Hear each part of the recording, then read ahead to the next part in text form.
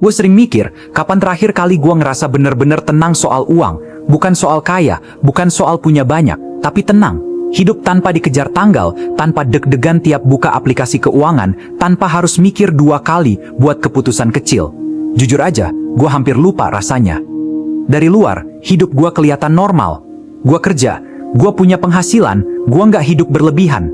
Tapi entah kenapa, tiap bulan polanya selalu sama, gaji masuk, lalu pelan-pelan habis, dan gue balik lagi ke mode bertahan. Awalnya gue pikir ini cuma fase awal dewasa.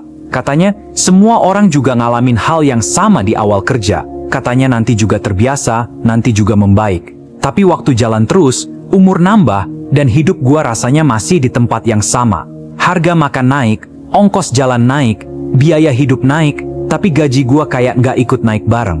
Setiap bulan gue selalu bilang ke diri sendiri, bulan depan gue harus lebih rapi, harus mulai nabung, harus lebih pinter ngatur uang. Tapi selalu ada aja kejadian yang bikin semua rencana itu berantakan, dan di situ gue mulai nanya pelan-pelan, sebenarnya yang salah gue, atau emang hidup sekarang yang makin berat? Di titik itu, gue kenal sama yang namanya pay later. Awalnya bukan buat gaya-gayaan atau beli barang mahal, gue pakai karena kepepet. Ada kebutuhan yang gak bisa nunggu, sementara uang di rekening gak cukup.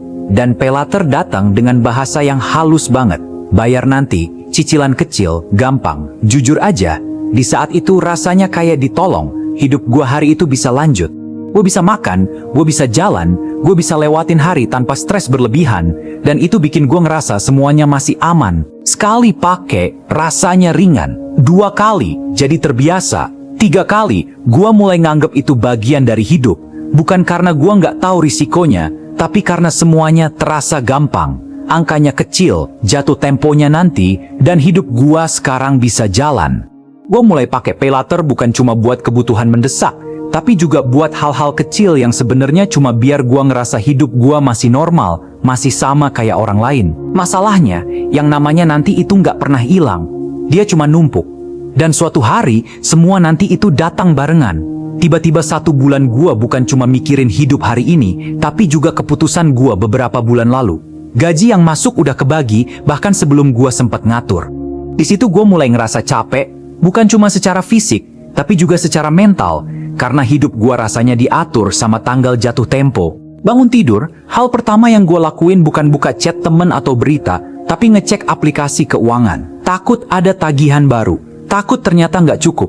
Di luar, gue masih bisa ketawa dan nongkrong, tapi di kepala gue selalu ada hitungan. Setiap ajakan gue timbang, setiap keputusan gue pikirin berkali-kali. Bukan karena gue pelit, tapi karena gue capek hidup sambil cemas terus. Awalnya gue ngerasa ini cuma masalah gue sendiri.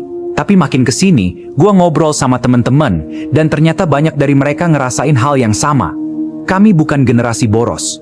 Kami generasi yang hidup di zaman mahal. Kami pengen mandiri, pengen nabung, pengen mikir masa depan. Tapi kebutuhan hari ini selalu datang duluan.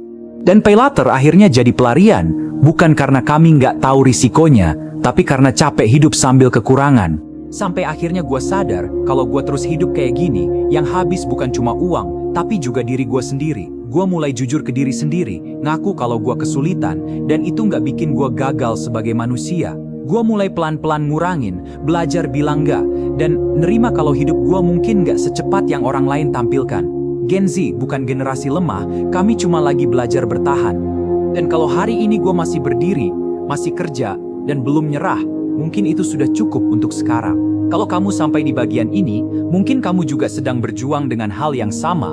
Bukan karena kamu lemah, tapi karena hidup sekarang memang berat, dan bertahan saja sudah butuh tenaga.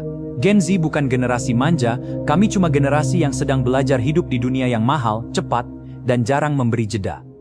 Pelan tidak apa-apa, belum rapi juga tidak apa-apa, selama kamu tidak berhenti mencoba.